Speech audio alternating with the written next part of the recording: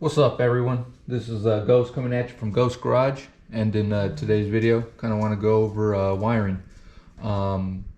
Essentially when I picked up the car, like I said, it still had all the factory wiring harness in it, and I just decided to go ahead and upgrade it and put a fresh new wiring kit.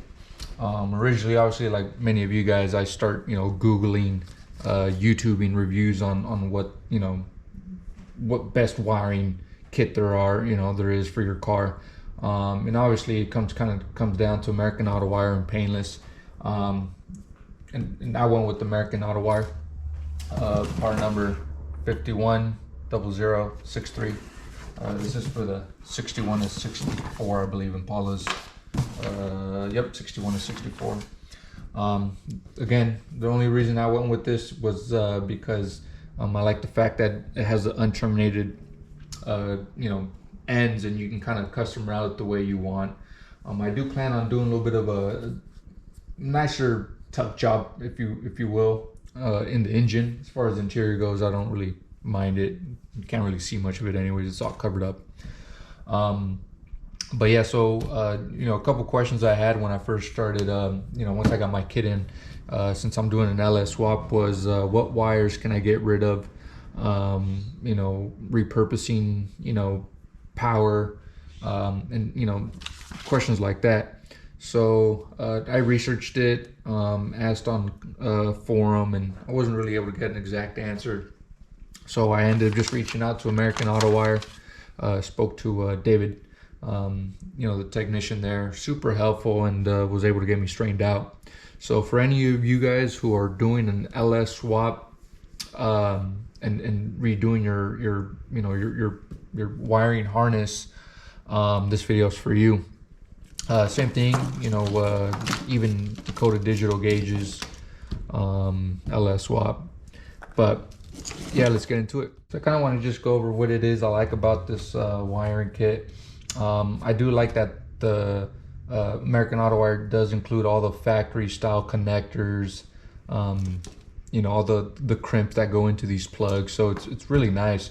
Like I said, I kept the original harness and I use that as reference all the time. I labeled everything, what wires went to what, and it's good because, again, like someone like me, this is my first time ever doing a whole complete car. I'm learning. I don't claim to know everything, or how all this stuff works, but I try to research it as much as I can, and learn and make sure I kind of have a good understanding of what it is I'm doing before I do it. So like I said, it's nice being able to use the same factory connectors and stuff like that, and referencing the factory harness, so you can kind of make stuff make sense, if you will. But yeah, it's nice, pretty simple, really intuitive. I think the instructions are pretty well laid out. Each sort of subsection of the harness comes in its own little baggie. For example, the front wiring bulkhead into the engine bay, that can goes to battery and all the headlights and stuff like that, has its own little individual baggie with its own set of instructions that gives you real clear, detailed instructions as to what wires go where. Another thing is, obviously, these wires, for you guys that are interested in going with American AutoWire, is all these wires are basically labeled, kind of foolproof, and it basically tells you where they kind of end up at. So as you can see here, 12-volt battery, that's the power feed. This one here is headlight low beam, horn button, so on. So if you ever get confused with the instructions, again, you can kind of just fall back on the actual wire itself and see where it goes to. And now on to all the wiring that I did not end up needing. As you can see here, this is the bag. These are all the wires I ended up basically getting rid of. I didn't just start cutting things away. I ended up terminating them where they go into, whether it's the bulkhead or in the back of the fuse box here. Just wanted it really clean. I didn't want any just random loose wires just hanging around. So as you can see here, you know, I basically disconnected everything, like I said, right into the connectors, you know, wherever that is. Again, I could always reuse these for later if I ever need, you know, random wiring for, you know, whatever project I'm working on, whether it's this car or another. I have a bunch of, you know, good quality wire. Now I'll go over the list of the wires that I ended up removing. That's really not really necessary when you're doing an LS swap. And well, maybe I wrote everything down, and I'll bring the piece of paper up to the camera. You can kind of get a better shot. So give me a second, let me make sure it's in somewhat focus there. But you know, I try to be as descriptive and detailed about what wires, and I'll kind of show you the wires themselves, so get a good you know, good look. That way there's no question. But like I said, I reached out to the techs at American AutoWire, and had basically a list of questions, and they're super helpful. Again, I don't claim to be a wiring expert, so they're able to basically get me to you know, understand what it is I was working on and how some of the system works. So again, if you're doing anything with American AutoWire and you have questions, reach out to those guys. Super helpful, real nice, and easygoing. So let's get into the wires themselves. You can see here, dark blue, this is the oil pressure from the gauge all the way to the sensor itself. This light blue, if you will, this is the third brake light, obviously on 61s.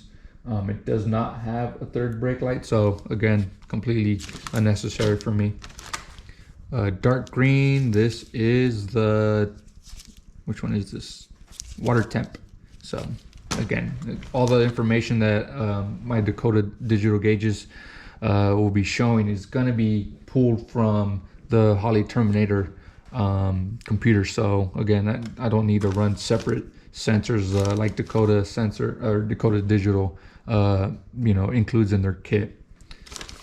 Just to make things look clean and tidy, and you know, not have a bunch of unnecessary wiring. This black and white wire is the speedo ground. This one here is it goes into the actual harness itself, and this is for the heater resistor wire. As you can see here, the factory plug that would plug into the factory heater. Again, that is a blue, yellow, and orange lead. And I disconnected it where it goes into here.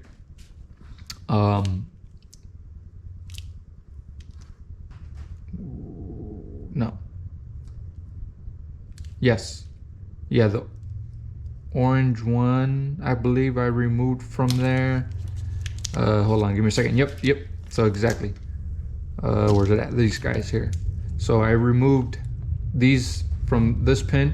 The tech over at again, American AutoWire did tell me that if you do plan on doing a vintage air setup, you want to keep the brown power wire, and then this one I believe goes out to the AC unit. So again, I kept that just for future vintage air install. But that is for the factory, what is it called? Heat resistor.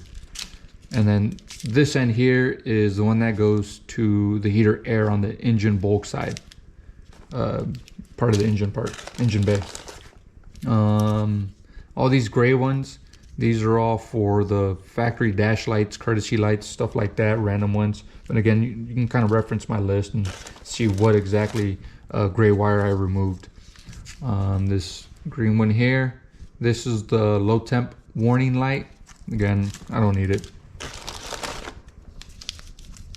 These brown wires, so one goes to this roll here is on the engine bulk side. This would go to the alternator. Obviously LS alternator, I won't be needing that. I'm not sure how I'm going to regulate it, but even if you don't plug anything in, the factory Gen 4 alternator will just kick out like 13.7 or 13.8 volts. I know they make aftermarket little control boxes that allow you to kick that output up to, you know, factory, I think it's like 15 volts or so. And then this guy here is the volt connector to light. So this is basically your voltage light, you know, your dummy light. And then this is part, I believe, goes into the fuse box.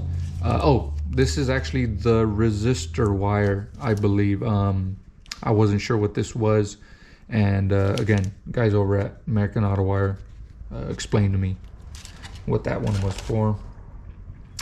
This light brown one here, it's electric choke, don't need that. And these white wires is for your tack wire that basically reads the, you know, the RPMs. This one would go to your distributor. And last but not least is VSS, vehicle speed sensor, I believe. Again, this is all for, it's gonna get pulled from the Terminator, and I'm gonna be doing a 4L80, so I won't be needing this. This is all part of the Terminator harness setup. So again, yeah, I just cleaned it up. Was it necessary? You don't need to do it. You can kind of just roll them up and kind of tuck them away, but I just wanted a real clean factory look. I mean, you can see here I used the real, you know, this real nice split loom, and, you know, Tesla taped the ends. I just wanted it to, you know, almost kind of blend in with, you know, with the dash. Look underneath there, you don't see a bunch of colors and wires just, you know, strung out everywhere. So like I said, I spent the time and just cleaned it up. I'll be doing the same for the front side once I actually get to that part. But after I went through and terminated all the wires I didn't need, I went ahead, excuse me, taped everything up, loomed it up, and made it look good. So the next part will be installing this guy, getting it set in place. Buddy from work, shout out to Dart, he's actually making me this beauty ring that sits on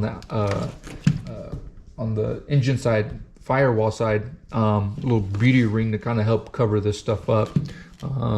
If you look at, you know, here, I'll show you stem. Give me 1 second.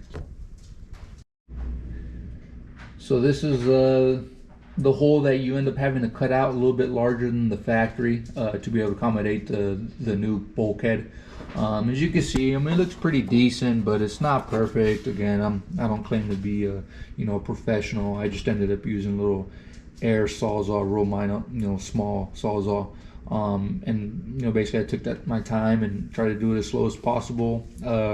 Undersized it, and then just kept kind of opening it up with the little burr bit, you know, just so I wouldn't have this ugly hacked up, you know, cut. But anyways, back to what I was saying is, you know, I'm just having a buddy from work make me a nice little beauty ring that basically kind of covers up the hole and, you know, the majority of that bulkhead. So like I said, just little minor touches like that, just to make, you know, everything look nice and neat.